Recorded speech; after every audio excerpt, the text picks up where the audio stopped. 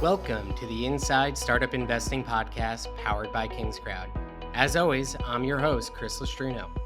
From discussions with founders and VCs to industry experts and special guests, we want to provide you with the inside scoop on all things startup investing. Whether you're investing $50 a deal or $500,000 a deal, we have the stories you need to hear before clicking invest. From the metaverse to spaceflight and beyond, join us as we explore the world of startup investing for all. And now, on to this week's episode. Welcome to another episode of Inside Startup Investing. As always, I am your host, Chris Lustrino, and today we are joined by the great Darren Marble. I am really excited to have this conversation with Darren. Darren has done a lot for our industry across multiple different fronts. He is the founder of Issuance, as well as the creator of, or one of the creators of Going Public. He's been around the space for as long as anyone else has been in this industry and is doing some really, really cool things to help try and drive forward the retail investor markets when it comes to investing in private equity type opportunities. So with that, I want to kick it off. Darren, thank you so much for being here today. Thanks, Chris. It's so nice to be with you. I appreciate the opportunity. Of course. No, always happy to be able to chat with you, Darren, and kind of share insights and thoughts on the industry. So let's start with a little bit of your background and how Issuance and Going Public are kind of, additive to one another and how you think that will help push the industry forward. Yeah, look, I appreciate it. So I run two businesses that are in the same industry and roughly have the same mission, which is to democratize investing for the masses and provide easier access to capital for small and emerging businesses. So Issuance is my fintech. It's a SaaS capital raising platform for exempt issuers. We support Reg A, Reg D, and soon Reg CF financings. And then Going Public is a show. It's a show like Shark Tank, but we allow the viewers to invest into featured startups while they watch. And the show uses Issuance to process investments. So as you're watching an episode of the Going Public series and you see a company you want to invest in, when you click to invest, Issuance is the white label solution that allows the viewer to very quickly become an investor, actually in about 40 seconds from start to finish. That's really cool. So the TV show, this is something really unique, obviously hasn't been done before. First up, want you to talk to me a little bit about the challenges that you have faced in trying to create this, because I think we all know that trying to build in this industry is really hard. Now you're pushing the envelope one step further, which is saying like, we're going into the media business in order to help generate, investment and all of that type of stuff. So how has that process been? And what do you think it will do to help shed more light onto our industry? Look, we started off, Chris, as marketers of the earliest Reg A financings back in 2015 when Reg A actually went into effect as a securities exemption.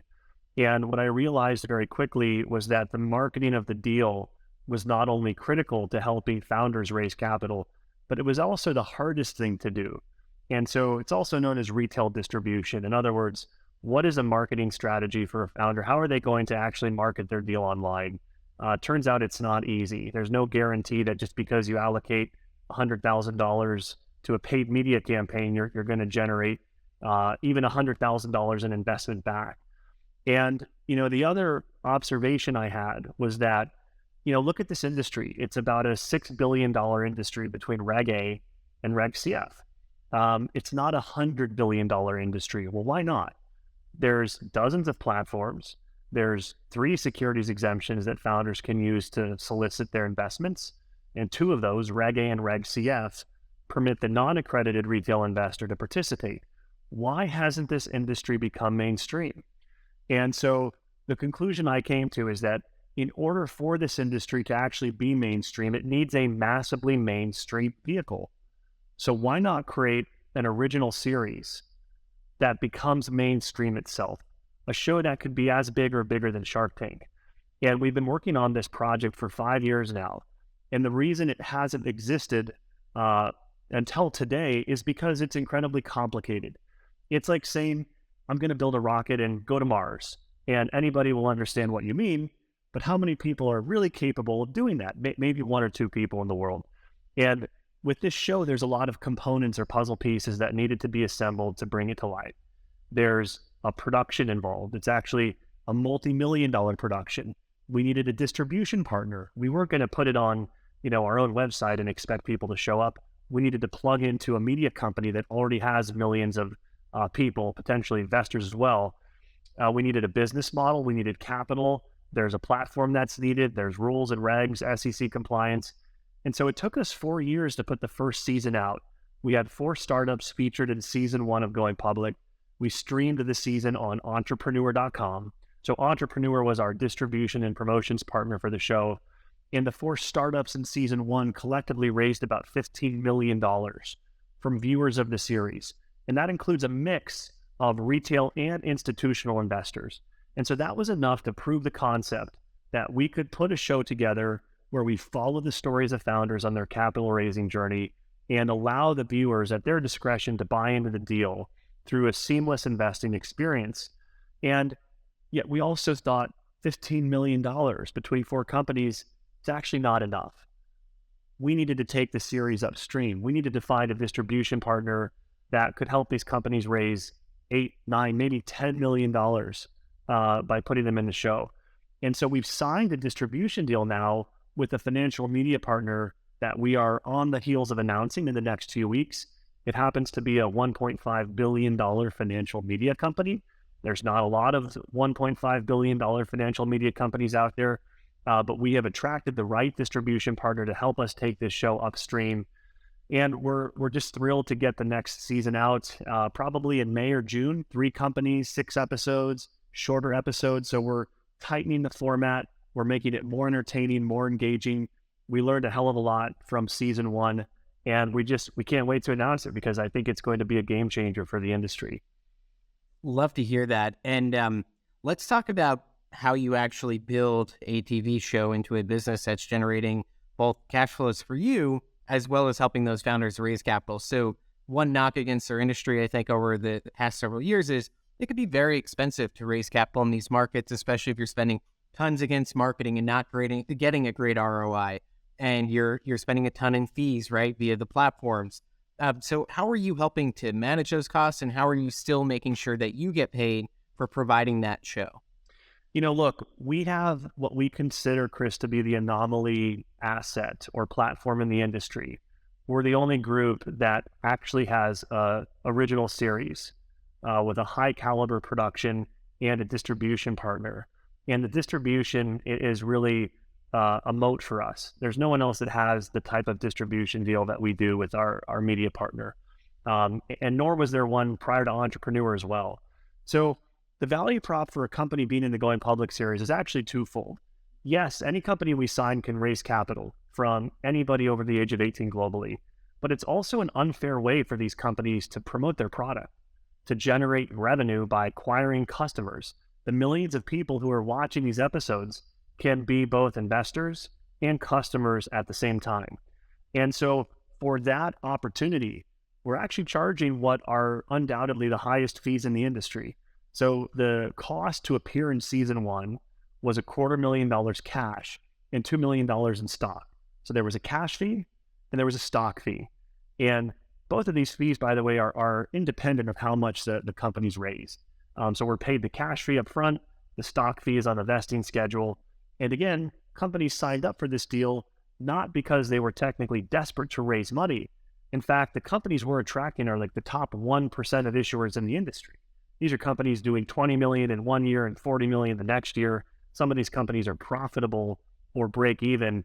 These are companies that typically won't list on a third-party marketplace or listings platform. They're too big, they're too successful.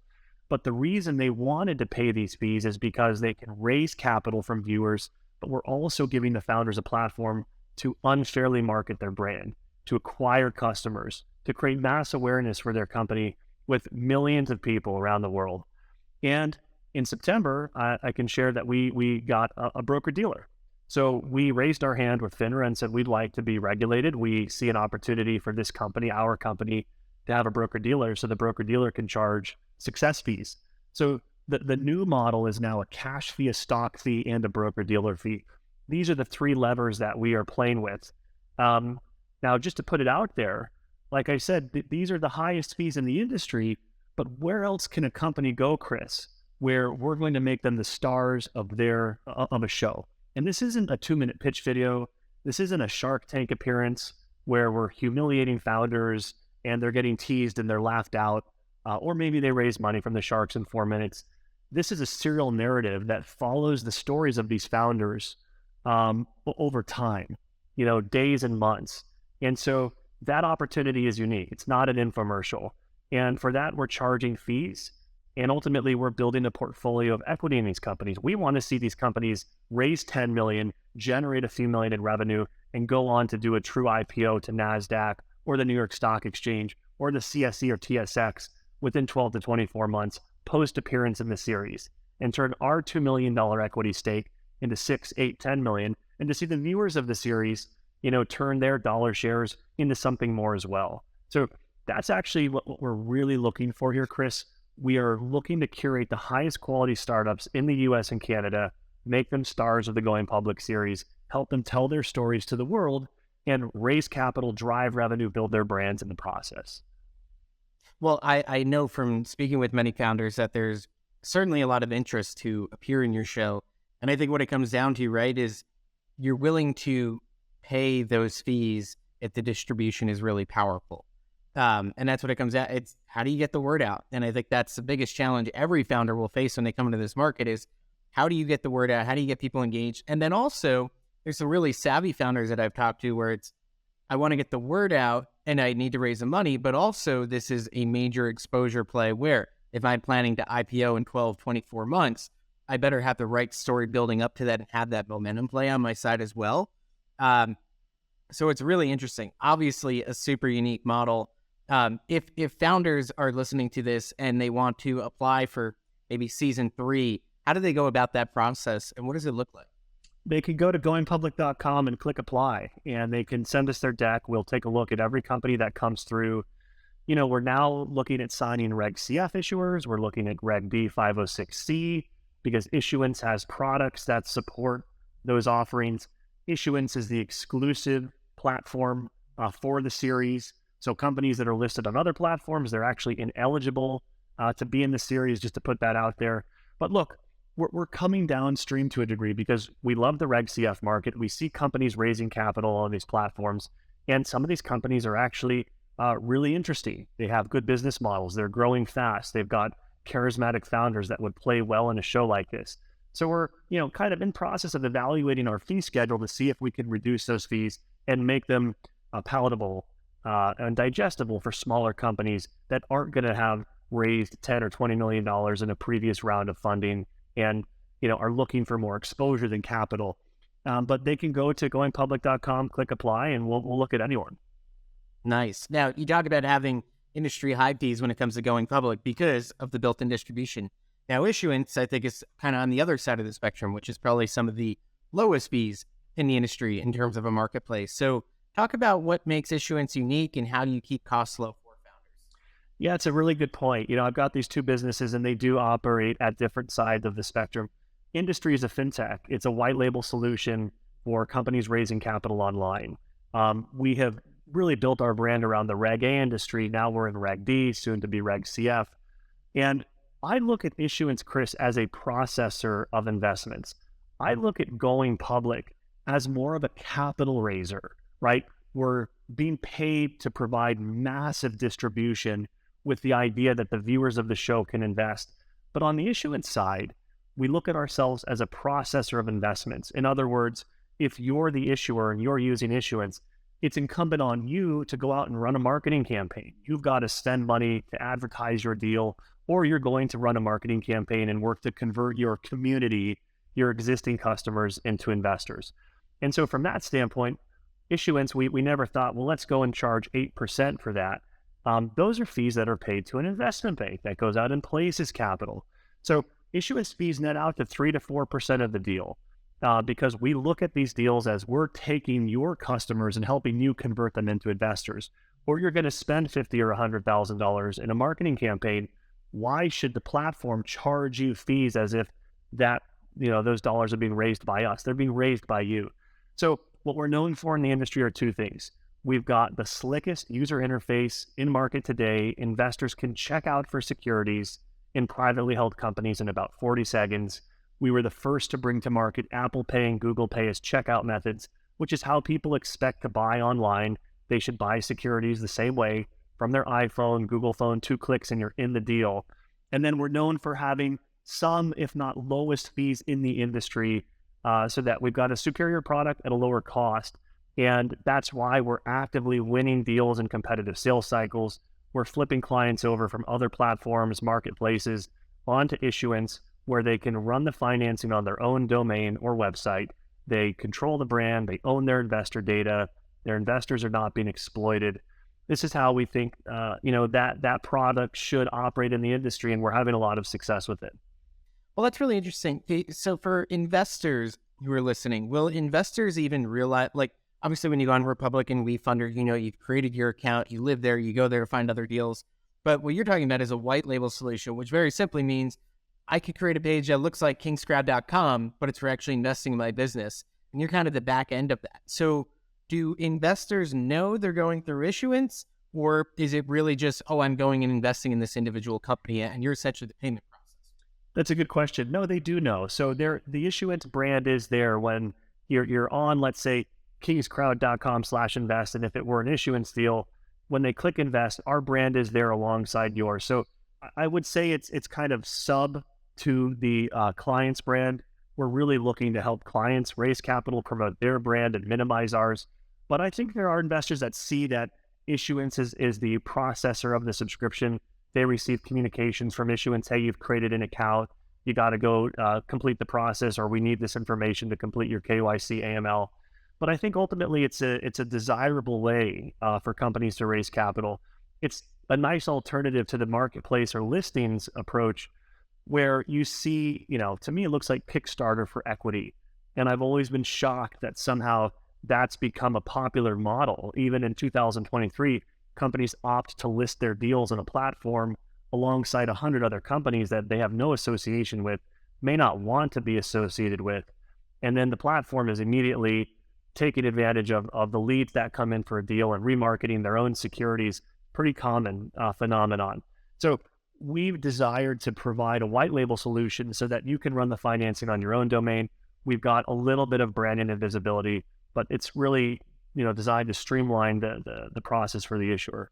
And in that case, founders do own the data of the users that come and invest in them, correct? So like, absolutely, marketers and emails or any of that, they actually kind of own that user, rather than on some of these bigger marketplaces where they control the user and you really have no way of communicating outside of the platform. Is that correct?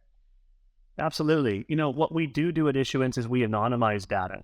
So if we get 10,000 investors into one of our clients, we're not going to email those 10,000 people and promote the next deal. But what we will do is we'll anonymize that data so that our next client, can create a lookalike or custom audience on Facebook, for example, and lower the cost of acquiring investors and increase the return on ad spend when they're applying dollars to an advertising or marketing campaign.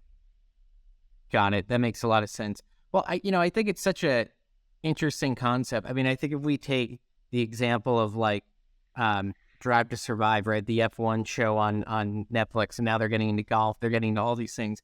And what they realize is that when you allow people to connect with the stories, suddenly they want to spend more on the merchandise and going into the races, doing all of these things. And I don't think it's wholly different in what you're trying to do, which is get people to buy into the story of the founders, feel connected to them, and want to be able to do more with that, hence invest in their business. Is that how you think about it? Is that just like the world we're moving into, which is like media is the tool by which we create, fan and investor engagement? Absolutely. Look, what we've done with the Going Public series, we're creating a new category at the convergence of finance and entertainment. And I've looked at these campaigns over and over for years. And again, I've been shocked that the way these platforms have evolved is a landing page with a 2-minute pitch video at the top. And that pitch video becomes the primary, sales asset that's used by founders to attract investors and tell their story and ultimately raise capital for their companies. And we were, part of the marketing firms. Well, I had a marketing firm that was kind of pioneering and putting these videos together. And we learned very quickly that the better the pitch video, the greater the likelihood for a founder to raise capital. But I also realized it wasn't enough. How much can you learn about a founder, Chris, from a 2-minute pitch video?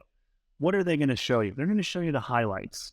They're going to tell you all the positives, right? But that's not how business works. That's not how real companies work. There's highs, there's lows, there's everything in between. And what I certainly don't know is who you are as a person. I can't know that from watching a 2-minute pitch video, but I can get to know you if you start at a show where we follow you week after week and we put you in situations that take you out of your comfort zone. We get to know the real Chris Lustrino. How do you act when you're out of your comfort zone? What are your passions? What's your why? What's your mission? These are things that we desire to capture in the Going Public series for this precise purpose of creating a better, stronger bond between you as a founder and the millions of people watching the show. People certainly want to know about your business. They want to know about your financials. They want to know about your chances of delivering a return. But, you hear this saying, you bet on the jockey, not the horse. They want to know about Chris. And I can't show people who Chris is on a campaign page, with a 2-minute pitch video. It's impossible to do. So we're innovating in a way that founders are able to tell their stories to the world and to create a strong emotional bond with the viewers of the series, some of which will become investors. And to me, this is just an obvious play. Again, easy to pitch, but very complicated to execute, which is why it took us 4 years to put the infrastructure together. And just now, in the beginning of year 5, we're about to mount a major distribution deal, but none of it came easy. But we're just so excited about where this show can go. In our minds, this show should be bigger than Shark Tank. It deserves to be, and so that's our goal. We're gonna get there or die trying. Well, media and financial services are probably two of the hardest industries to build in. So kudos to you for deciding to go down that very difficult and challenging path. Well, you're a founder yourself. Obviously, I think you've raised about $10 million for these 2 unique businesses that you're building now. And you talk a lot on Twitter about kind of your unique approach, with one of those being, being a sober founder, right? Not drinking or anything. Talk to us a little bit about how that came to be and the impact that's had on kind of your career and where you think you are today because of that. Sure. So, I had an agency 10 years ago that was a marketer of Kickstarter campaigns. It's how I got into the Reg A industry. And I was struggling to build that agency into a viable business. The deals we were selling were small. They were rinky-dink. We couldn't hire quality people. And I felt that I had created a monster of a business and I wanted out of it. And so I hired a coach to give me business advice, to help me improve the business. And the coaching took the form of a weekly call every Thursday from 8 to 9 p.m. in the evening. It was a mentor and former manager of mine in the Oracle community.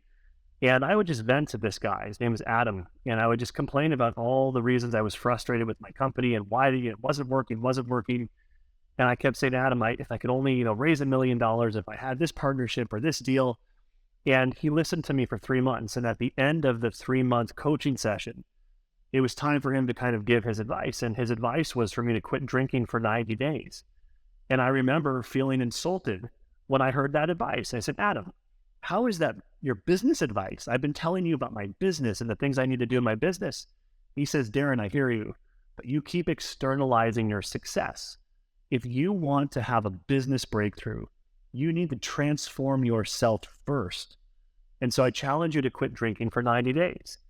And it was the most counterintuitive advice anybody had ever told me, but I took him up on it. I had nothing to lose. And sure enough, 90 days went by. I felt good, decided to keep going. At 6 months, I felt even better. At a year, I felt great. And at the 2-year mark into my sobriety, I achieved my business breakthrough with some of the early Reg A campaigns that I was leading at Crowdfunding. And we were signing deals, Chris, for $250,000, $300,000 cash. We're getting these fees paid up front, right? And those fees provided the opportunity for me to leave my career selling Oracle software and become a full-time founder. And that was my dream. And so now it's been 9 years. I've been sober for 9 years. I don't drink. I don't smoke. And to me, sobriety is a superpower and competitive advantage. And now I challenge founders to quit drinking for 90 days if there's something not working in their business. They're struggling to raise capital. They're struggling to hire a co-founder, find a co-founder, whatever it is, why not give yourself every opportunity to succeed? 9 out of 10 startups fail. The odds are against you. Well, what are you willing to do to be the exception? What are you willing to give up to be the anomaly that succeeds? And to me, it's a test of conviction and dedication. If you're willing to go all in and put your time, energy, and focus into your business, you will be that outlier. And for me, sobriety was the breakthrough. But like anything in life, it didn't happen overnight. I just told you it took me 2 years of these small micro improvements in productivity, efficiency before I really saw the change. But I love talking about it. I think people misread me sometimes. They think I'm this kind of boring guy that doesn't drink. I've done it all, man. I've smoked, I've drank more than that. And none of that got me anywhere. There was no tangible value I ever got from, buying fine wine or smoking weed. It didn't work. I don't think it works for anybody, honestly. So to me, it is counterintuitive advice, but some of the best advice you can get as a founder because it's uncommon. And again, transform yourself to unlock your personal breakthrough. Really cool. Absolutely love your story, and congrats to you on all your success, everything you've been able to do. Glad that you share that story with others and try and help others along this extremely challenging, hard path that we're all on and try to figure out day by day. So the struggles of, trying to build something really great, especially for this industry that we're, creating out of thin air, right? This didn't exist 5-6 years ago. So from your perspective, what would you like to see both change and happen in the coming, call it 3 to 5 years, that you really think could be transformative for our industry? Yeah, it's a really good question. Look, I think there's got to be some way for the deals in our industry to be institutionally priced, right? And I want to see more investment banks come into the industry. I want to see more broker dealers. And I'm not talking about the types of broker dealers that you and I are familiar with, like the broker of record that charges 1% and $25K. I'm talking about broker dealers that can advise founders on deal structure. And so one of the reasons that our industry is growing is the simple fact that founders set the terms of the offer, right? And so the allure is that, hey, why are you raising venture capital or raising from these accredited investors who are going to dictate terms to you? Why not set your own terms, Chris? And you decide what the valuation of your company is. And you decide what the deal structure is. And hey, Chris, you've got a community. You're going to raise capital here. So the allure is you set your terms. And what that means is you're going to retain greater ownership and control of your company. But the downside to that is, what if you say, you know what? I'm worth $1 billion. And you're not. You're only worth 50 million. And so some founders are pushing the limits. And I think there's nobody that's not guilty of this, right? This is part of the appeal, but there has to be some way for these companies to structure deals that are going to give them better terms than they would get down the street from a VC, but not so far out that they can never grow into that valuation. And not so far out that if they ever got public, which some of these companies have, see their stock prices decimated and drop 80 to 90% because those valuations were bogus to begin with. I'd like to see institutional advisors, investment banks playing a greater role in this industry to help founders price deals, to make them more compelling for investors. And that's what I'd like to see. That I think is going to be a big opportunity. I also love when these deals, like a Reg A or Reg C, has an institutional lead, could be a venture lead. And Chris, we know having an institutional lead doesn't mean you're guaranteed to make money, but it means that somebody, in theory, somebody smarter than you has looked at this deal and has determined they're going to put their capital in. It may say something about the quality of the opportunity. Again, doesn't guarantee success. We've seen all kinds of wacky things happen, from the FTX blow up and Sequoia, so we're not naive to that. But I think on average, having institutional investors lead rounds in these deals and having investment banks and really strong broker dealers work with founders to price the offerings to make them better deals I think would be a huge win for the industry and certainly for investors as well. Well, I love that point, especially because, I think if you bring investment banks in, right, they're capital allocators. So they just create more efficiency in the industry. And it's frankly, when you have venture leads and all of that stuff, it really acts as another form of distribution, right? Because, hey, if their name is on it, a lot more eyeballs are going to be attracted to it and want to be a part of that. So I think it is really, really powerful. And I'm glad you said that. Darren, thank you so much for your time today. I really appreciated your insights, your thoughts, your story. I think it's all really, really cool. I'm glad you're in this industry, and I'm looking forward to watching the Going Public show when season 2 comes out. Thanks, Chris. Really appreciate the opportunity, and you too. Keep up the good work. Thank you, everyone, as always, for listening in to the Inside Startup Investing podcast. If you would like to invest in King's Crowd and learn more about our entire business, you can go to invest.kingscrowd.com. We hope you join us on the journey